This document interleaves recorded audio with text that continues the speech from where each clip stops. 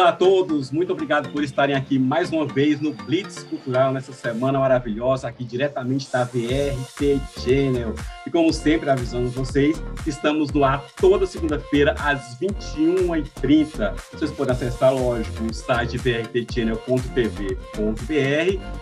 Após assistirem as nossas entrevistas aqui, vocês vão curtir toda essa entrevista novamente no site tvshow.com.br. E, claro, além das principais plataformas, o GTV, Facebook, Instagram, e cada semana é um entrevistado especial, cada semana vamos falando de arte, de cultura, de entretenimento, esse mundo tão bom, esse mundo tão louco e que é, por vezes, sofrido. Então vamos falar hoje com um ator, diretor, produtor, apresentador, e olha, é um leão por dia que esse homem mata, eu sei muito bem como que é viver pela arte. Chico Cabreira, seja muito bem-vindo aqui ao Blitz Cultural. Olá, Daniel, olá a todos os telespectadores do Blitz Cultural. É um prazer estar com você aqui hoje, dividindo esse espaço. É um prazer poder, mais uma vez, falar de cultura, mais uma vez, discutir, falar um pouquinho desse universo que é a cultura, da luta, como você acabou de falar, né? Dessa luta diária que cada um de nós trava, né, para fazer o seu trabalho, e vamos seguindo, né, com muita dignidade, com muita humildade, com muita paixão pelo que fazemos. É verdade, e ainda bem que podemos ainda falar sobre isso, e tomara que permaneçamos aí por muito e muito tempo com essa liberdade de expressão, né, que ainda temos. Sim. Primeira coisa, começa falando um pouquinho da tua companhia, a Piquenique. Tem 29 anos de companhia, rapaz? 29 Caramba. anos. 29 anos atrás, eu fundei a companhia e nós, enfim, começou de um festival de teatro em São Bernardo do Campo. Olha. E um amigo, o Edu Silva, que era o meu parceiro na época, falou: Chico, vamos apresentar um espetáculo, vamos fazer um espetáculo para um festival que vai ter aqui em outubro. Vamos, rapaz, eu estava numa...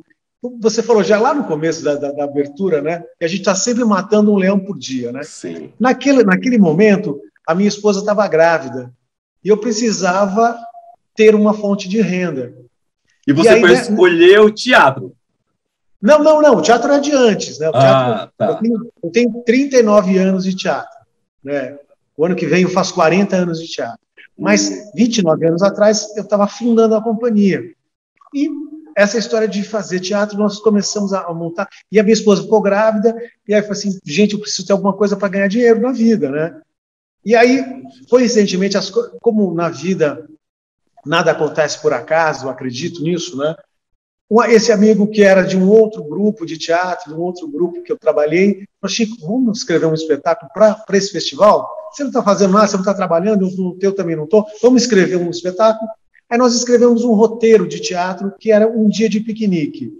Olha. Esse espetáculo nós ficamos 5 anos com ele fazendo, eram 2 atores, 2 clowns, 2 palhaços, e era um dia na vida desses 2 palhaços.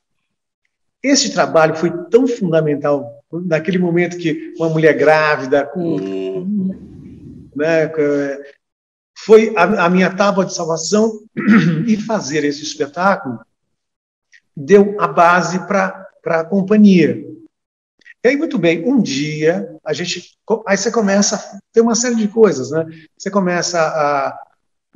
Não necessariamente você imagina que o teu trabalho ele vai vender, mas esse trabalho começou a vender de uma tal maneira, parece que é Deus que bota a mão, né? Coisa boa, né, rapaz? Deus que bota a mão e fala assim: bom, vamos dar um jeito, já que esta é a tua trajetória, a tua sina, né? Acho que cada um de nós nasce com um dom para fazer alguma coisa. Muito bem. Este trabalho começou a render muitos frutos. E assim, a gente não procurava escola, a gente alugava teatro. Inclusive, eu queria até fazer uma parte também dentro dessa história. Eu estava aqui na rua fazendo uma produção, eu passei aqui na frente do Ruth Escobar, teatro que me acolheu por muitos anos. Teatro, eu adoro esse teatro, meu rapaz. Eu adoro assistir espetáculo ainda, quero fazer um espetáculo aí também. Muito bacana. Que inclusive reabriu, o teatro reabriu. Então, eu estava aqui passando na frente, eu falei assim, deixa eu passar lá para ver se eu consigo fazer entrevista, gravar entrevista no teatro. E aqui foi um lugar que me acolheu, aqui nós fizemos muitas apresentações, nós ficamos aqui mais ou menos uns 3 anos, todos os domingos às 11 da manhã.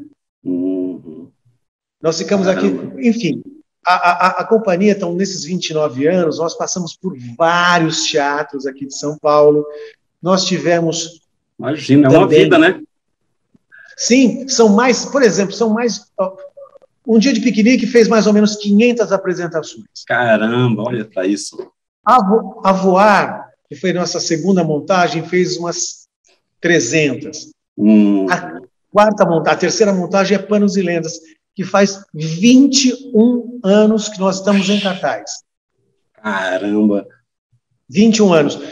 São mais de 1.400 apresentações. Minha nossa. Ô, Chico, mas vocês sempre estão inovando, um espetáculo outro, porque, nossa, imagino que repetir também deva... Não enjoa, às vezes não enche o saco, caramba, tem que voltar àquele espetáculo mesmo. Nunca. Esse talvez seja um dos pontos que eu discordo de muita gente. Eu acho que não. Um bom espetáculo, ele tem um espaço por uma vida inteira. Né? Eu falo assim, enjoar para vocês, atores, refazer. Não, tem muito ator que reclama. Caramba, não aguento fazer aquele personagem de novo. Não, sabe por quê? Sabe por que eu discordo disso? Porque cada dia é uma plateia nova, cada dia é um novo espetáculo. E aí tem até uma coisa muito interessante, que um amigo nosso comum, né, que é o Pascoal da Conceição, que é o doutor Abobrinha, ele fala assim uma coisa que interessante, né, que toda vez que alguma pessoa vem assistir teu espetáculo, e ela fala para você, nossa, você está maravilhoso, você foi brilhante. Essa pessoa, ela te coloca uma cruz nas tuas costas, porque na outra apresentação, você não pode ser menos do que brilhante, do que espetacular, Sim. Porque são novas pessoas que chegam novamente para assistir. Você está sempre se cobrando mais, né? Então, a cada dia, a cada apresentação, assim, Daniel, eu tenho uma alegria de fazer de novo. Né? Eu estou assim, aliás, eu estou triste porque faz 1 ano e meio que eu não faço, né? Que a gente está nessa toada, né? Mas o fazer teatral, ele te dá uma alegria, ele te dá uma... Porque o público é novo. A energia sempre é diferente, né? Cada dia... Mesmo que você faça a mesma coisa, você fale a mesma coisa, mas a plateia é outra. Nunca um espetáculo é igual ao outro. Nunca. Não existe. Então, isso que te dá um ânimo, né? Então, as pessoas pensam, a gente fica com essa história, né? É repetitivo, é cansativo. Depende, né? Se você a cada dia você cria o seu novo desafio, uma nova forma de falar o mesmo texto, uma intenção. Daniel, eu tenho outra coisa que eu acho interessante nessa repetição, que a repetição ela te dá um certo entendimento, que assim, por exemplo, eu consigo... Ela te dá muita segurança, com o tempo vai dando muita segurança, você começa a brincar no palco, né? Exatamente. Você tem, assim, você sabe de que maneira é a plateia que está hoje te assistindo. Então, tem dia que ela é uma plateia mais mole, né, mais molinha, mais gostosa. Tem dia que é uma plateia mais difícil, mais carrancuda, mais... Então, cada dia você tem que fazer o espetáculo de um jeito que você possa atingir cada uma dessas pessoas que estão assistindo e que elas se emocionem, que elas se divirtam. Então, eu vejo uma apresentação teatral como um jogo de xadrez. Né? Você abre o jogo. Pior que é mesmo, hein? Você bota a primeira pedra. Então, você bota a primeira pedra e você espera qual é a pedra que o público joga. Aí você joga outra. Então, cada dia é um dia diferente, cada dia é uma forma diferente. Então, por exemplo... Sabe, Chico, esse é um dos melhores conceitos de espetáculo teatral que eu já ouvi, rapaz. O jogo de xadrez. Sensacional. É um jogo, sabe por quê? Porque tem dias que várias coisas podem acontecer, né? Tem dias que, assim, a plateia está naquele humor. Só que tem dias que você também está num dia, não num dia muito bom. Né? Quantas vezes eu fiz apresentações, né, com parentes meus que tinham falecidos, que estavam... Enfim, né, você tem a tristeza do ator, mas o ator... O ser humano, ele sabe o que acontece ali por trás, o que ele passou, uma briga com a esposa, um estresse que passou ali, um emprego, alguma coisa, ele vai aquele carga, ele tem que deixar tudo de lado, só que é ser humano também, de qualquer maneira. Exato, o ator é um ser humano. Então, o que acontece? Muitas vezes, e você tem que saber dominar este momento, né, de extrema alegria, de extrema tristeza. Então, e aí, esta repetição te dá esta possibilidade de fazer cada dia melhor, de entender.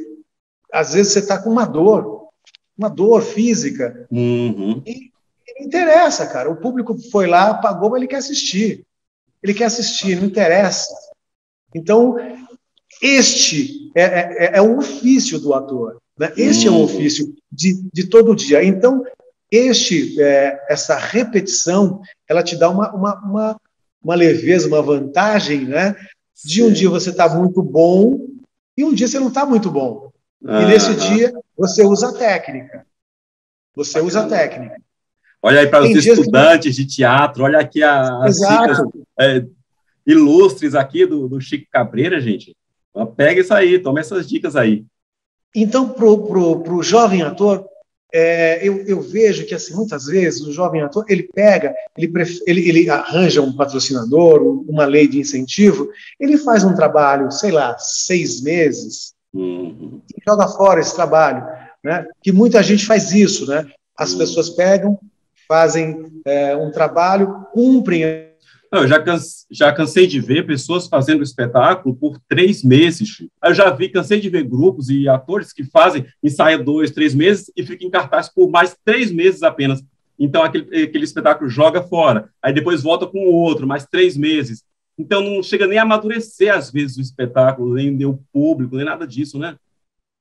Exatamente. Então, esta sequência de um trabalho, se você tem um trabalho, agora voltando uma coisa mais de aula para os alunos, né, para os jovens atores. Então, se você consegue um dia encontrar um trabalho que seja um bom texto, uma boa direção, um bom elenco, é tudo que o público precisa. Então, um bom texto, um bom elenco, uma boa direção, uma boa produção, você vai ter um espetáculo por muitos anos e talvez você não precise de apoio financeiro, de leis de incentivo. Ficar então, esperando, muitas vezes, a lei que nem virá para você. E tanta burocracia, né, cara? Exatamente. Até por pensar dessa maneira, que eu sempre fiz minha vida com bilheteria, independente de patrocínio. Então, isso me deu essa liberdade de ficar 21 anos com um espetáculo. Por incrível que pareça, é tão emocionante fazer. Buenos e Lendas é uma alegria tão grande que várias histórias chegam de gente que assistiu 21 anos. Então, crianças que assistiram em 1999, hoje já casaram, têm filhos, e eles voltam. Aí volta com faz parte da história do público, né? A história Caramba, então, filho, eu assisti aquele espetáculo, levar você para assistir também. Isso aí eu tenho um amigo que hoje virou meu amigo, que foi uma pessoa que me assistiu lá atrás, e a filha dele ama o espetáculo, enfim. Então, você tem esta trajetória independente, né, de recursos públicos, de dinheiro. Isso é verdade. É difícil. A vida de novo, na sua abertura, né? A gente tem que matar um leão por dia. E só quem tem a veia artística que consegue continuar, rapaz. Porque Exato. Ele sabe como que é estar no meio e o quanto muitas vezes é duro em um país que não tem incentivo quase que nenhum e pouca cultura mesmo da população de ir ao teatro, de incentivar os próprios artistas. Então, se você realmente tem a veia artística, é isso que você quer, com certeza você vai os trancos e barrancos e vai conseguir chegar no seu objetivo. Se não, você vai desistir no meio do caminho, vai procurar uma outra coisa, vai ver que não é isso que você quer, e a vida continua. Daniel, você falou uma outra coisa muito interessante.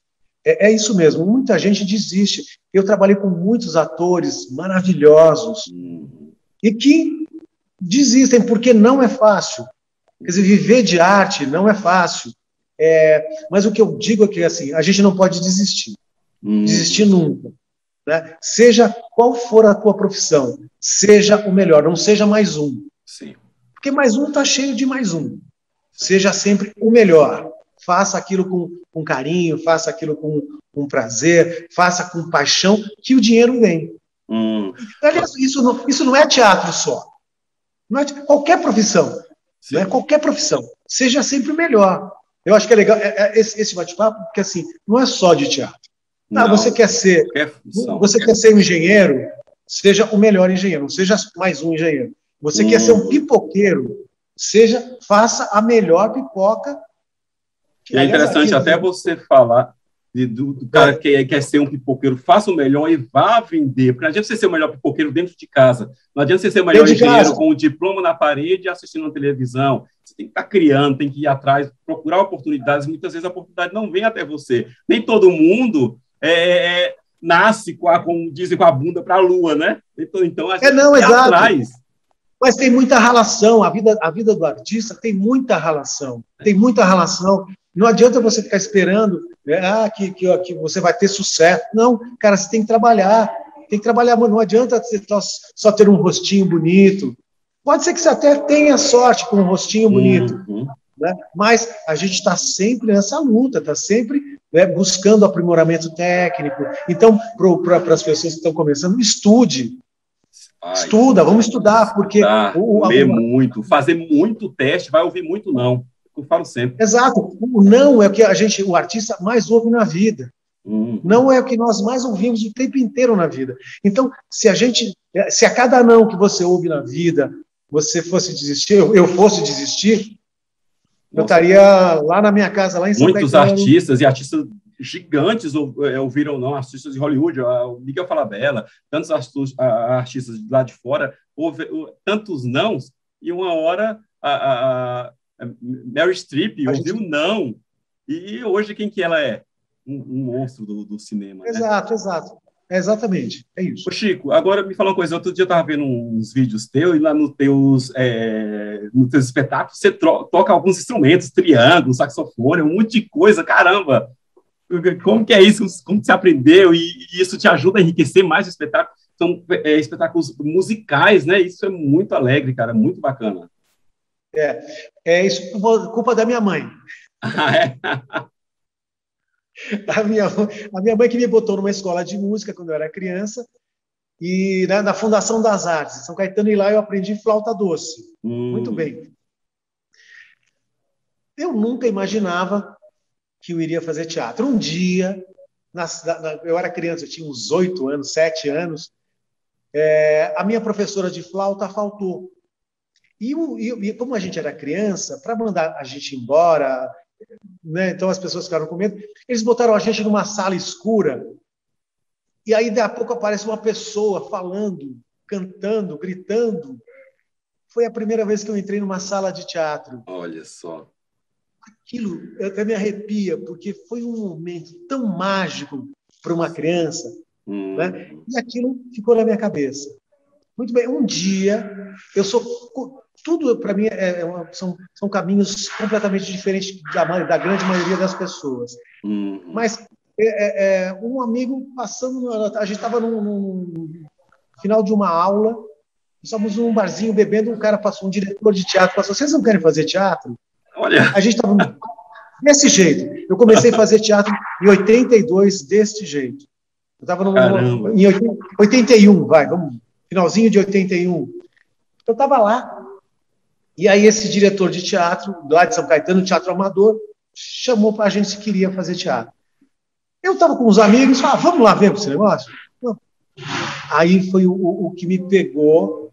E muito bem, dentro dessa história toda, eu acabei, dentro da minha trajetória, eu fiz esse teatro amador, aí eu fui estudar, fui fazer teatro no Macunaíma, voltei para a Fundação das Artes fazendo teatro. Lá eu encontrei o Carlos Alberto Sofredini, esse cara foi meu mestre, e aí ele tinha uma linguagem popular com música. Então, os atores, a gente tinha alguns atores que tocavam. Eu tinha esquecido que eu tocava. Esquecido. Olha Aí um só. dia, eu tinha esquecido dessa história. Aí um dia, passando, eu vendo um programa de televisão, eu vi uma sequência, aconteceu comigo uma sequência de coisas. Então, assim, um mendigo que tocava flauta transversal. Eu falei assim, olha que bonito, né? Aí passou a história do cara, eu falei, que bonito, o cara toca flauta transversal. Muito bem. Eu trabalhava, aí nesse tempo, eu trabalhava no Teatro Imprensa, aqui na Bela Vista também. Sei. Houve uma confraternização no final do ano, a Cíntia Bravanel, que é a filha do Silvio Santos, fez uma confraternização lá com os atores que faziam lá, né, dos grupos que estavam lá. Ela me dá um presentinho. Quando eu abro, uma flautinha. Olha! Eu falei assim, bom, isso já começa a ser alguns sinais que a vida vai te dando. Aí eu falei assim, quer saber? Eu vou aprender a tocar flauta transversal. Aí comprei uma flauta, fui estudar. Como eu era diretor dos espetáculos, dos meus espetáculos, eu falei assim, bom, eu vou botar a flauta aí no meio. Boa! Aí, inclusive, os amigos, né, o administrador lá do Teatro Imprensa, o Enes, grande Enes, uma pessoa maravilhosa, tirava um sarro, que eu tocava mal. Só que quando você aprende música, como eu aprendi música muito criança, é como andar de bicicleta. Você volta tudo aquilo de novo, partitura. Vai só lapidando, né? Volta tudo de novo, né? É igual andar de bicicleta. Você pode não aprender. Se você aprendeu a andar de bicicleta uma vez, você vai andar a sua vida inteira. Você vai se equilibrar. Quando eu vi a partitura de novo, aquilo voltou tudo na minha cabeça. Caramba. E aí eu comecei a estudar de novo flauta. E aí o mesmo professor que dava flauta, o meu filho também é multi-instrumentista. Ele é pior do que eu. Aí ele queria um saxofone. Eu peguei e dei um saxofone para o meu filho, para estudar. Eu ensinei ele a tocar flauta, e aí dei um saxofone. Falei assim, bom, já que ele toca saxofone, eu vou estudar também. Aí eu comecei a estudar saxofone também. É muito bom isso, Chico. Essa porque vontade de querer aprender sempre mais e absorver, isso é muito bom. Exato. A gente o artista precisa muito disso. A gente não tem tempo para aprender. Todo tempo é tempo para aprender. Sim. Então, e aí no meio do caminho, hoje eu estudo um pouco de sanfona, porque eu acho também bacana, mas é muito difícil, como eu sou uma pessoa muito mais de sopro, o acordeon eu sofro. Mas eu lembro a primeira vez que eu peguei um acordeon, eu era moleque, eu estava sem camisa, eu acho que eu tinha uns... Não toco nada, até assoviar eu desafino. Meu pai comprou um acordeon e me deu, eu era moleque, e eu estava sem camisa, e eu peguei aquele negócio e apertei aqui, rapaz, foi aqui no meu peito. Pegou o fole. Pegou tudo. Foi a primeira e única vez que eu peguei no acordeon. É lindo. Não toco nada. Entendeu? O acordeon. Então, aí como os espetáculos, a companhia, todo mundo, por exemplo, para trabalhar comigo hoje, o ator precisa cantar e tocar um instrumento. Olha. Então ele tem que ser ator, ele tem que cantar e ele tem que tocar um instrumento. Por quê? Eu posso usar ele em algum momento do espetáculo. Os espetáculos. Então, este trabalho, este encaminhamento artístico, que é uma corda que eu me enforco muitas vezes, porque a gente não tem atores prontos para esse tipo de trabalho. Não tem, cara. E é uma coisa tão comum se a gente for comparar, por exemplo, com os Estados Unidos. Os atores lá cantam, dançam, interpretam, tocam e cantam muito bem. E aqui não, é uma educação, uma formação tão crua, tão pequena, e tantos atores bons, então, e tem que ir atrás, né? Porque não tem isso mesmo, não é na nossa cultura. Exatamente. Eu acho que, por exemplo, que já tem um grande erro, já vou fazer uma crítica aí, né? Um grande erro nas escolas. A escola de teatro, ela tinha que dar para esse ator, aulas de, assim, ou pelo menos que os atores que fazem faculdade... Escola, ao menos uma iniciação, né? Iniciação, estágios dentro de grupos que têm uma linguagem diferente, com várias linguagens. Por quê? Quanto mais preparado você mais chance no mercado de trabalho você tem. Sim. Então não adianta, quer dizer, a gente precisa perder uma coisa que o brasileiro tem, que é essa coisa de querer levar vantagem, de fazer o menos, o mais ou menos. De novo, né? Não faça nada mais ou menos, seja o melhor. Sim. Seja o melhor, porque você, sendo o melhor, você vai ter chance. Já é difícil.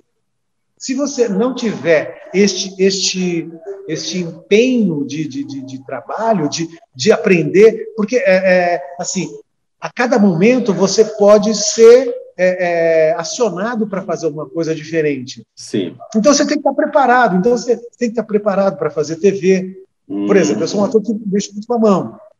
Então toda vez quando eu vou fazer TV, a gente tem que segurar a mão. Verdade. Segurar a mão. Tem que dar uma segurada. Na dança, no movimento, ficar mexendo para um lado para o outro, tudo muda. É totalmente diferente. Exatamente. A cada trabalho que você faz, você tem que ter esse entendimento de qual é esse trabalho. Então, por isso que o tempo inteiro a gente tem que se melhorar, tem que se aprimorar, tem que se aprofundar dentro dessa profissão, desse ofício. Não é assim, eu não posso operar sem estudar. Eu não posso ser um médico fazer uma cirurgia sem estudar. É a mesma coisa com o teatro, com o ator. Ele tem que estudar, tem que saber cantar, tem que saber dançar, tem que saber tocar um instrumento. Por exemplo, tem que ter entendimento de comédia e de drama, a diferença de um do outro, porque às vezes pode aparecer uma chance para você num drama. E às vezes, por exemplo, Chico Anísio era um grande ator. Vê o cara fazendo drama, e ele era um mestre, né? Mestre. Então, aí você vê ele fazendo um filme onde ele tem que ser sério, ele é sério. Ou você vê um programa onde ele ia fazer a piada, a brincadeira, ele era um comediante, um humorista. Então, eu acho que assim, essa observação que todo ator tem que ter é em tudo, é geral. Então a pessoa tem que saber isso, ter esse toque, imaginar e falar, caramba, eu preciso disso. Preciso me preparar sempre, sempre, não parar nunca de estudar. Então, só para tentar fechar essa pergunta, senão eu não paro de falar do mesmo assunto, mas a gente, por exemplo, essa questão da música, então, a música me fez estudar também música para incluir dentro do meu trabalho, e que os atores, então, para eu poder também dirigir um ator, né, que muitas vezes o ator, ele é só música, ele não é ator. Pra você ter uma ideia, uma menina que trabalhou com a gente, ela foi encontrada no metrô de São Paulo, uma violinista, nós encontramos lá no metrô. E aí nós chamamos essa menina, ela ficou com a gente um tempo, depois de um tempo essa menina ficou com a gente, a Fernanda, ela ficou com a gente um tempo, depois ela foi para outros espetáculos, fez teatro no SESI, que se aprimorou, musicalmente ela era perfeita, e ela foi se aprimorando como atriz. Então, sabe, então você tem que buscar onde você tem a maior dificuldade e se melhorar. E se melhorar. Isso é verdade. Muito bom. Já que estamos falando de música, o Chico, me fala então do CD Panos e Lendas. Esse CD foi o seguinte, cada tema que você puxar tem 1h30 de assunto. No CD de Panos e Lendas foi o seguinte, eu nunca tive grana para fazer o CD. Né? Não tive grana para fazer o CD. Um dia minha mulher falou assim para mim, poxa, você não pede no final do espetáculo se tem alguém que possa ajudar a bancar o CD. Eu estava no Teatro Maria de la Costa, em 2001, mais ou menos, acho que foi 2001. Eu pedi. Naquele dia, tinha um casal, a mulher tinha uma escola, a escola Tipuana, lá em Pinheiros, e o marido tinha um estúdio. Falou, nós vamos gravar para você. Caramba! Eles não cobraram um centavo de estúdio. Nada. Aí eu procurei um maestro para poder dirigir o CD, porque eu não tinha entendimento. Aí foi. Fomos gravando, aí chegou num determinado momento, essa história é boa também. Ele falou assim para mim, Chico, olha, vocês são muito legais, vocês cantam tal, mas esta música específica, nenhum de vocês cantam. Olha. Eu preciso de um cantor de verdade. Um cantor. Aí eu fiquei com aquela cara, né? Imagino. Mas vamos lá, né? Aí eu peguei uma das atrizes do grupo, era amiga da filha do Jair Rodrigues, a Luciana Mello. Aí nós essa amiga minha fez contato com a Luciana, eu só sei que daí uns 10 dias, eu estava na sala do Jair Rodrigues, conversando com ele, pedindo para que ele gravasse essa música para a gente, eu e o maestro. Aí ele falou assim para mim, olha, se você vem aqui na minha casa com essa humildade e me pede para gravar, que você não consegue, se você não consegue, eu consigo.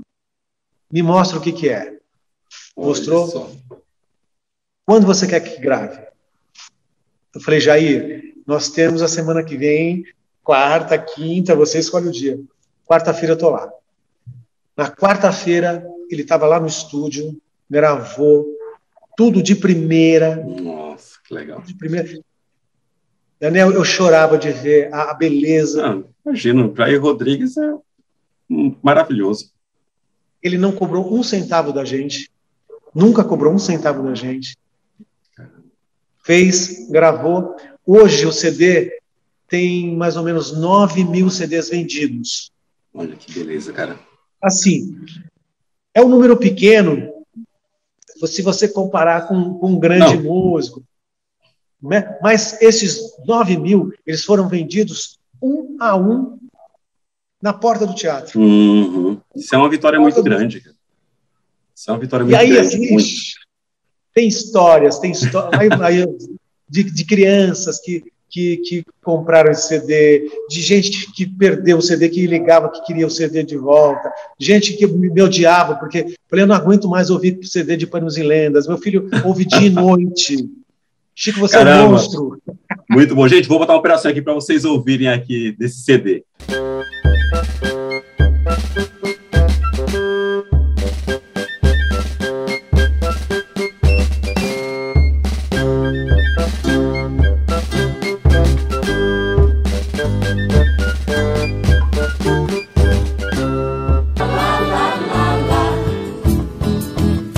Não tinha gente, não tinha casa, não tinha bicho, não tinha nada, não tinha peixe, não tinha espada, não tinha fogo, não tinha água, não tinha dança, não tinha festa, não existia céu e não havia.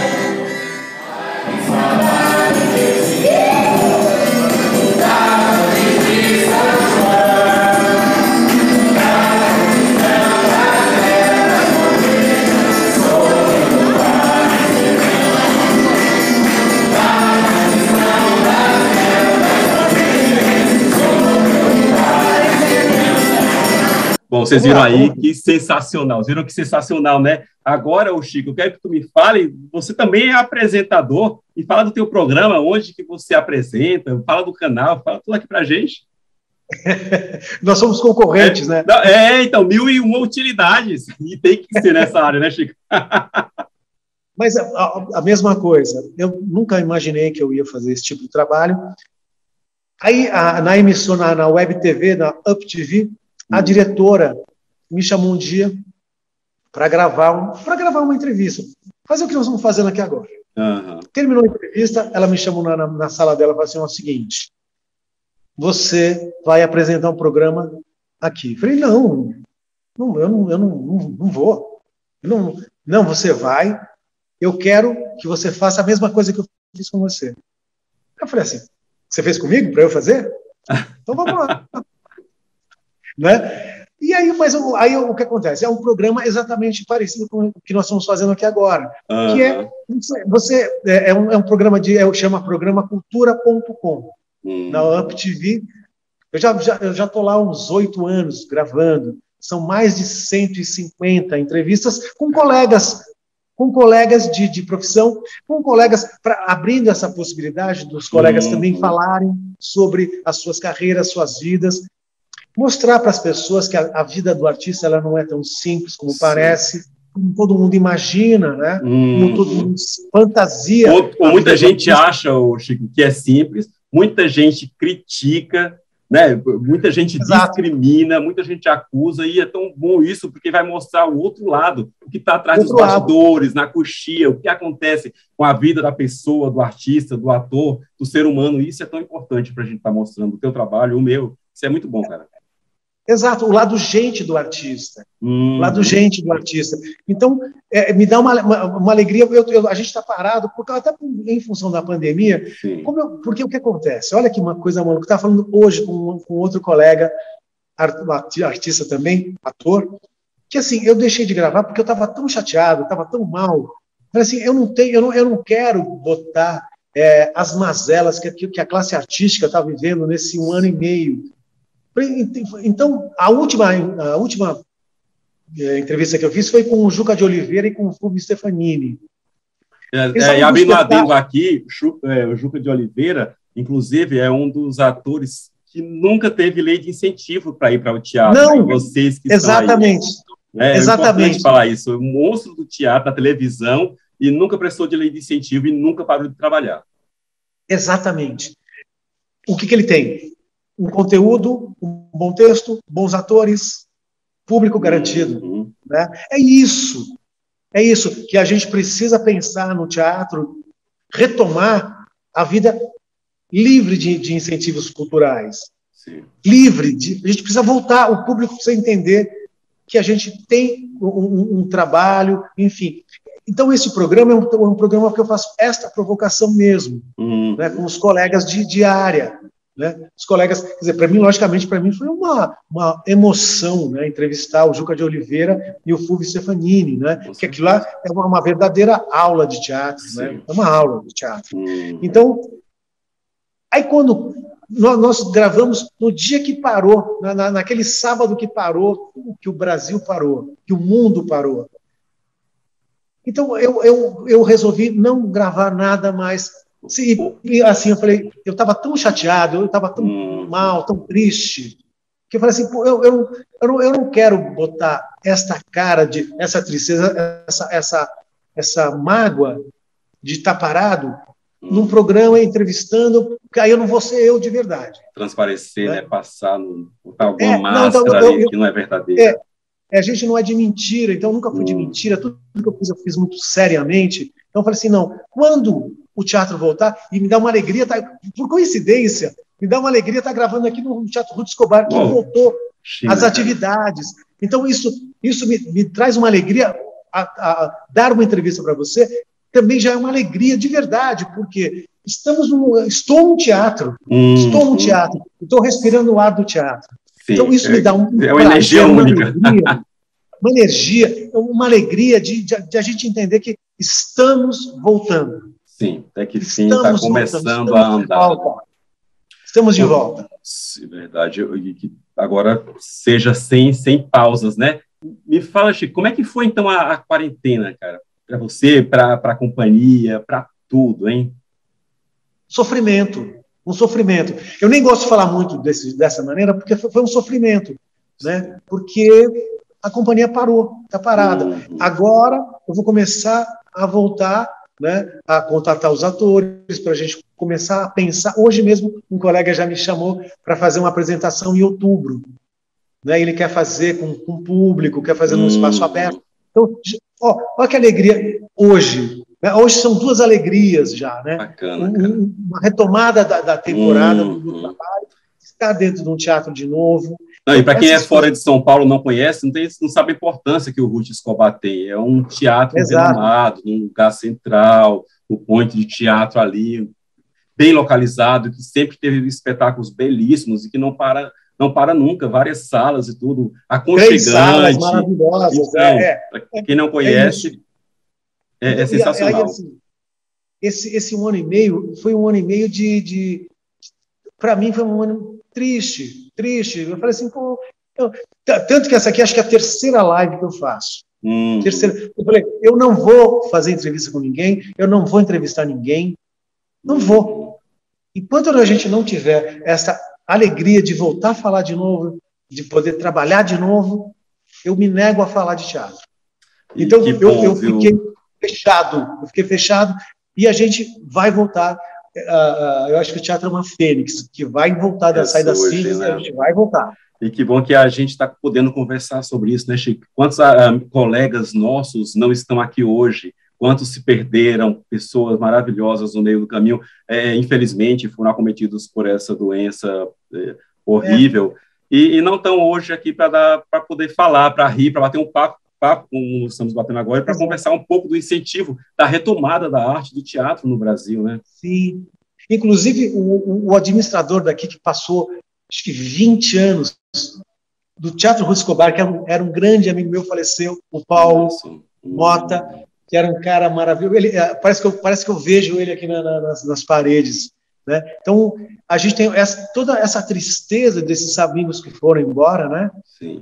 E que a gente tem que voltar por eles, inclusive. Sim, voltar por eles. Assim, esse ato de resistência que a arte tem, que a arte traz. Né? E trazer de novo alegria para o povo, que eu acho que é assim, que, na verdade, tudo, mas o importante é o público. O público que é o nosso objetivo, que é o fundamental da arte. Ô, Chico, você falou que fez um monte de entrevistas aí. Não precisa falar o nome, mas teve alguma muito chata? De apresentador para apresentador. Às vezes a gente pega, rapaz. Você sabe que teve uma vez, olha que engraçado, né? Eu sempre preferi entrevistar amigos. Por quê? 40 anos de teatro me dá uma bagagem de ter muitos amigos. Muitos amigos. Só que, até pela dificuldade o estúdio é em Santo André, né? Então muitas vezes os colegas não podiam ir até lá, a gente não tinha patrocinador, enfim. Mas, para tentar, eu estou fazendo toda essa volta. Era uma pessoa que eu não conhecia. Então, era um entrevistado que eu não conhecia. Então, eu perguntava para ele alguma coisa, ele falou, é isso mesmo. Nossa! Bom, e você trabalhou tal? Trabalhei. E aí você fica, né? Você fica sem muito argumento, né, Chico? Acontece, e é justamente esse o ponto, porque o meu programa é em média 1 hora. Só que a gente conversa, bate papo às vezes de 1h30, 2 horas, a gente vai cortando para caber ele estar aqui, ele aumenta um pouquinho às vezes e tal. Mas quando a gente pega um entrevistador que não fala, a gente pega, conversa, tenta tirar tudo, e vai só aquelas pauta. Caramba, o que eu queria falar em 1 hora, estou falando em 15 minutos. E agora para preencher isso? Exato, o cara era lacônico. Lacônico. Rapaz, já peguei algumas pessoas assim. Lacônico. Você estudou lá no tal lugar? Como é que foi? Foi muito bom. Eu estudei em tal lugar e fui lá, foi muito bom. E aí? 5 minutos depois, meu Deus, quero sair correndo. Mas é como, assim, essa questão de... graças a Deus, eu fui o meu primeiro entrevistado, e como eu já tinha uma certa tarimba, então eu fui conversando, eu abri um jogo de cintura, né? Falava comigo mesmo, enfim. E aconteceu uma outra vez o contrário. Que eu estava fazendo uma entrevista e eu ia terminar a entrevista. Só que a direção precisava botar um outro assunto. E assim, chegou, eu estava terminando, faltava tipo 5, 10 minutos para terminar a entrevista, chegou uma matéria que precisava entrar naquele programa. Nossa. E até eles, enfim, produzirem a técnica, botar lá, eu falei para o meu entrevistado, olha, nós vamos ter que enrolar um pouco mais. Então, tudo bem. E o rapaz arrebentou. Aí nós ficamos 1h30 conversando. 1h30 conversando, e eu jogava uma bola para ele, ele batia, fazia. Muito bom quando tem essa sintonia, né, rapaz? Foi assim, coisas que aconteceram. Né? Coisas da nossa vida. 150 entrevistas, essas coisas aconteceram. Muito bom. Chico, qual o maior problema da cultura e do apoio cultural em nosso país, cara? Você quer me perguntar? Vamos entrar por um outro caminho, Você já é calejado aí, caetano de história aí, só de teatro. Eu já mais ou menos, eu já falei o que eu penso, né? Eu acho muito importante as leis de incentivo, seja ela qual for. né? Então, eu não sou contra a lei Rouanet, não sou contra o PROAC, não sou contra a lei de fomento, não, eu acho que tem que existir. Tem que existir. Porém, a gente não pode ficar só por esta via, porque existe vida fora leis de incentivo. Sim. E a gente precisa, o artista... Eu estou falando assim, é uma coisa que eu vivi 29 anos na minha companhia, eu nunca tive patrocinador. E algumas pessoas não sabem, Chico, e eu até já falei em alguns momentos aqui, conversando com alguns artistas, inclusive Cassio Massari, o Rafael Montagnier, a lei de incentivo, muita gente mete o pau, não é bem distribuída, isso aí é uma opinião minha, deveria ser melhor distribuída, principalmente para os pequenos produtores, os pequenos artistas e para os grupos não conhecidos, que ralam aí sempre, anos e anos. Geralmente, quem está lá no topo, que abocanha a maior parte, não é contra a lei o que eles fazem, mas eu acredito que é imoral, a minha opinião própria. Porém, é o seguinte, vocês criticam tanto as leis, não é também assim tão fácil. Você vai ter que aprovar um projeto, tem o CNPJ para aquilo ali, uma empresa. Geralmente é caro que as empresas cobram para aprovar o seu projeto. Depois de um caminho de 6 meses, talvez, que vai colocado lá no diário oficial, que foi aprovado o seu projeto, seja no valor que for, aí começa a sua caminhada. Tem que ir atrás de patrocínio, tem que tentar fechar, depois de conseguir, se conseguir o patrocínio, o valor total ou parte dele, e você conseguir fazer o trabalho com aquele valor, aí tem a prestação de contas, e se vocês perderem R$1, você pode até ser preso. Estamos falando de dinheiro de impostos. Então, é algo muito complicado. Então, não pensem que conseguiu uma lei de incentivo, o cara está rico. Não. É uma via difícil de andar, viu? Você respondeu por mim. Eu fiquei até quieto. Mas é isso mesmo. Não, mas é isso mesmo. Eu acho isso mesmo. As leis, por coincidência, eu fui jurado do 35º Fomento ao Teatro em São Paulo. Eu fui da comissão de cultura que elegeu, se eu não me engano, acho que foram 15 projetos. É exatamente isso que você falou tudo. Quer dizer, é muito difícil você fazer um bom projeto. Você precisa, de novo, acho que cai tudo de novo. Você precisa ter um bom conteúdo, você tem que ter bons artistas. Então, não é fácil conseguir lei de incentivo. Eu concordo com você no quesito, por exemplo, da Lei Rouanet. Eu acho que agora é provável que ela seja um pouco mais democrática, porque ela tende a distribuir para pessoas que seja mais fácil que a pessoa consiga captar. Porque é muito difícil você captar. Se você, que nem eu, que as pessoas, muita gente nunca me viu, como é que um cara de um marketing de uma empresa vai querer botar o dinheiro da empresa dele numa pessoa que ele não conhece? Isso é verdade. Né? Então, a gente tem um outro problema sério. É muito injusto isso. Essa é uma crítica que eu faço. Que, assim, normalmente, o cara que tem a caneta das grandes empresas do marketing não sabe nada. Não sabe nada.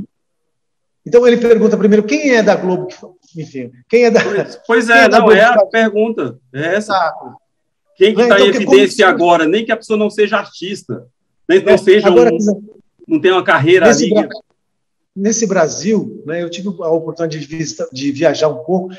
É um país de um celeiro cultural, de artistas maravilhosos, muitas vezes sem chance. Então, aí eu volto de novo no começo. Você vê que eu faço uma coisa meio cíclica. Então, a gente encontra muita gente com conteúdo, com grandes espetáculos, e as pessoas estão vivendo. Então, eu acho que é importante ter a lei de incentivo. É importante. Mas eu acho que não é só a lei de incentivo. A gente tem que trilhar um outro caminho. A gente tem que achar novamente este caminho de encontrar um público, de trazer o público para o teatro. Então, e fazer teatro para o público. Sim. E fazer teatro para o público. Sobre isso também, ainda nesse mesmo caminho, Chico, os teatros nos últimos anos têm fechado bastante por falta de incentivo, alguns por falta de público, por falta de manutenção. As salas de cinema cultural quase não existem mais. Tivemos a infelicidade de, há 3 anos atrás, perder o Museu Nacional do Rio de Janeiro, que era belíssimo, eu tive a oportunidade de conhecer, com relíquias incalculáveis que não teremos novamente. E agora com o incêndio da Cinemateca. Então, que momento é esse que a gente está vivendo, cara? Então, eu acho que, assim, isso, para mim, só me fortalece. Só me fortalece, porque a gente, assim, a gente precisa lutar contra tudo isso. A gente precisa lutar contra tudo isso. Por quê? Todo mundo quer... quando você fala, você trabalha com o quê? Né? Você vai no mercado, você trabalha com o quê? Trabalho com teatro. Tá, mas você... Sua turma... Tá, você trabalha em quê? Então, o que acontece? A nossa profissão, não é que hoje ela é maltratada. Não é hoje. Ela sempre foi. Eu vou fazer 40 anos de teatro. 40 anos eu ouço isso. Você é um vagabundo. Chico, você conhece da história? Em 1500, 1000 e tanto, as pessoas ensinavam com máscaras para não serem reconhecidas na rua. As mulheres, senão, eram prostitutas. Você sabe bem disso.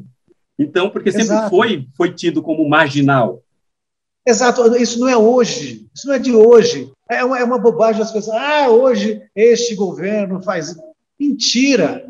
40 anos que eu faço teatro, 40 anos foi difícil. Eu sou de São Caetano... Na minha cidade, a gente era maltratado. Não mudou nada. Dentro desse mesmo assunto, se a culpa é hoje, porque por vezes o teatro segue vazio?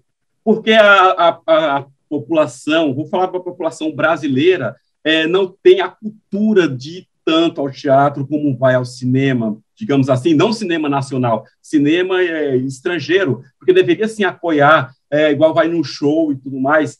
Então, eu acho que desde a infância, a formação da criança, eu acho que deveria ter tudo errado aí. Você tem razão. Eu acho exatamente isso. Se você pergunta para uma criança o que é pênalti, ela sabe o que é pênalti. Sim. Ela sabe o que é pênalti. Você pergunta para uma criança o que é estar impedido, ela sabe o que é. Agora, você pergunta para uma criança o que é uma coxia, ela não sabe. Então, a gente tem um problema estrutural que é a educação. Então, nós temos um problema sério que a educação não anda junto com a cultura.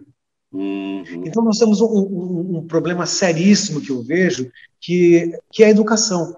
Sim. Enquanto o secretário de Cultura não falar com o secretário de Educação da cidadezinha qualquer, nós vamos ter sempre este problema de educação.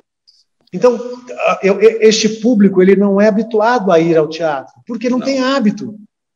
Porque o secretário de Cultura, muitas vezes, é um cara que também não sabe por que é secretário de Cultura. Né? Eu não estou dizendo A, B ou C. Não, é isso mesmo. Tem que andar de mãos dadas. É um elo que tem que ter educação e a arte andar de mãos dadas ali. Então, se a gente tivesse no Brasil uma educação, que o secretário de Educação falasse com o secretário de Cultura, nós teríamos um país maravilhoso.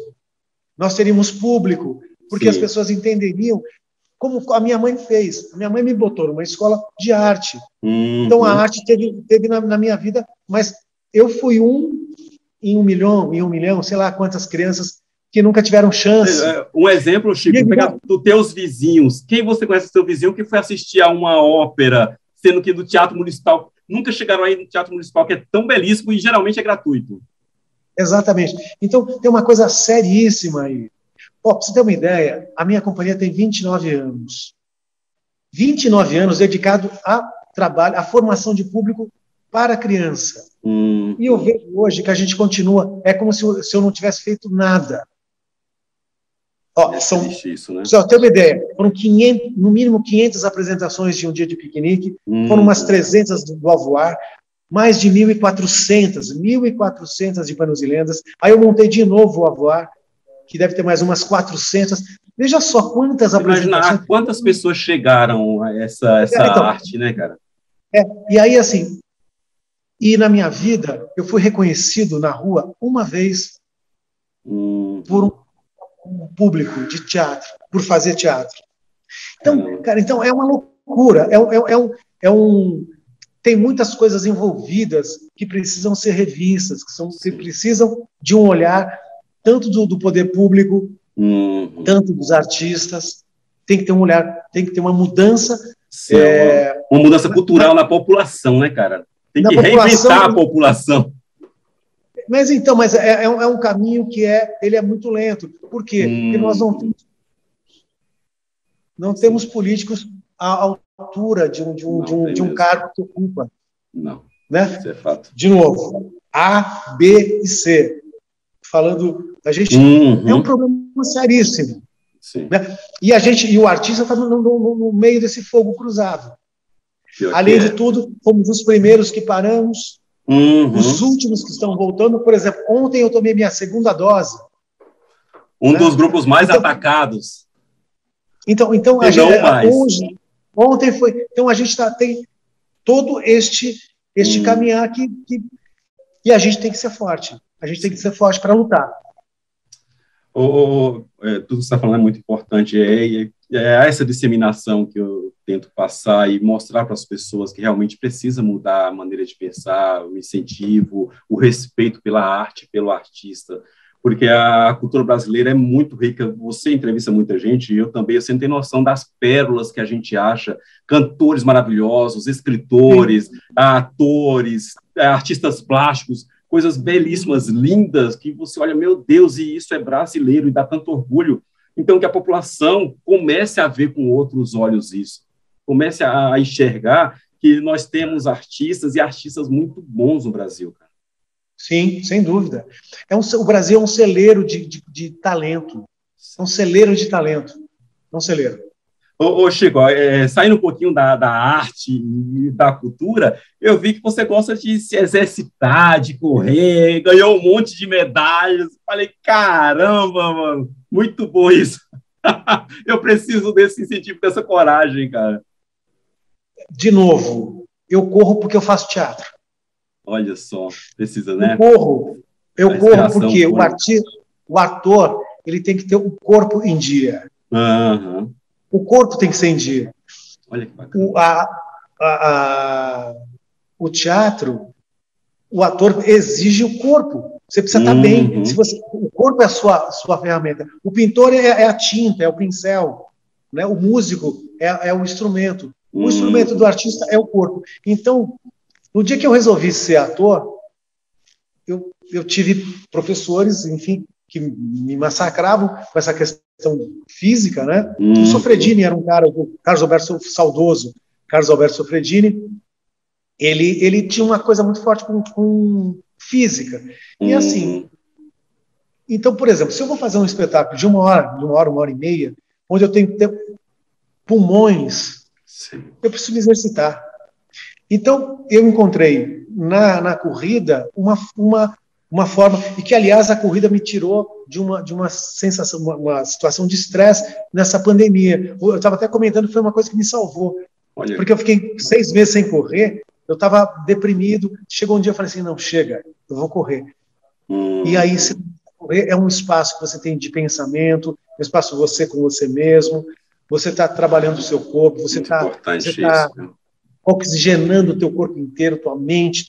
Então, para mim, correr é como se fosse uma pinga, é uma coisa viciante que eu preciso correr. Então, ontem mesmo, ontem eu corri 10 quilômetros. Eu saí e falei, vou correr uns 6 quilômetros só. Falei, quer saber? Aí eu já estou aqui mesmo, vamos embora. Muito bom. E é importante você falar isso, o artista trabalhar não só o corpo, o espiritual, a mente, inclusive você, ator, leia muito, que é importante você ler também, trabalhar a mente, o corpo e tudo. E você falando isso, de você correr por causa do teatro, isso é belíssimo. É muito bom, para você mostrar o amor pela profissão, o amor por você mesmo. Eu preciso ter fôlego em cena. Para dar um texto, eu preciso estar bem fisicamente. Então, na verdade, eu corro para me preparar para a próxima temporada. Que bacana, que bom. enquanto Deus me der força para poder correr, para poder estar no palco, eu quero, porque para mim o palco é um espaço sagrado. Aquele lugar não é para qualquer um. Aquele tablado é um espaço sagrado e o artista tem que ter muito respeito para subir em cima, com ele, com o público, com a casa, né, com tudo. O artista tem que ter essa preocupação, esse empenho, porque é o nosso ofício. De fato. Gente, estamos chegando quase ao final da nossa entrevista, é um bate-papo gostoso, é um assunto que eu adoro falar, sobre arte, teatro, e estamos aqui diante de um monstro, que é o Chico Cabreira, e vocês verem aí, e também um medalhista, viu? Vocês veem um monte de medalha, entra nas redes sociais, a gente daqui a pouquinho vai passar para a gente aqui, vocês têm noção de quem que é essa pessoa que está aqui diante de vocês, aqui no Blitz Cultural. Mas, Chico, me fala então, quais os teus projetos futuros para a tua carreira, cara? Então, na verdade, assim, primeiro eu quero voltar. Meu primeiro projeto de vida é voltar. É subir no palco de novo. Eu penso muito, Daniel, em fazer a trilogia do Capela. Olha. Eu tenho o Panos e Lendas, o Avoar, eu tenho um terceiro espetáculo que eu quero fazer, até por uma homenagem ao Vladimir Capela, que foi um dos autores mais premiados no Brasil. Eu tive o privilégio de conviver com ele por muitos anos. Fui ao lado dele até o seu falecimento. Olha só. É um cara que eu tinha um respeito muito grande, um respeito artístico. Um grande nome do teatro, Vladimir Capela. Um respeito artístico por ele. Então, o Vlad... então, eu queria fazer esse terceiro espetáculo para fazer essa trilogia em homenagem à memória dele. Esse é um dos projetos, e eu não sei ainda, pode ser que pinte outros projetos um pouco mais, talvez eu não possa falar ainda, mas em breve a gente está coisas um pouco maiores. Bacana, e vamos falar aqui, vamos mostrar para o público. Agora, Chico, quando as pessoas conseguem te encontrar, conhecer um pouco mais do seu trabalho, da companhia, passa aqui as redes sociais, site, o que tiver aqui para as pessoas te acharem.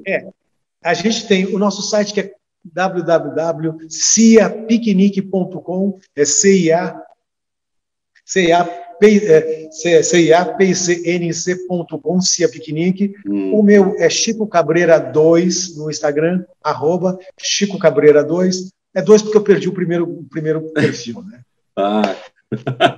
Muito bom. Chico, eu queria te agradecer demais, cara, por ter batido esse papo com a gente. Caramba, passou muito rápido. Infelizmente, o programa é pequeno, senão a gente passaria o dia todo. E a gente pode um dia sentar e tomar um café também, que eu adoro, claro. E bater um papo sobre isso, que é maravilhoso.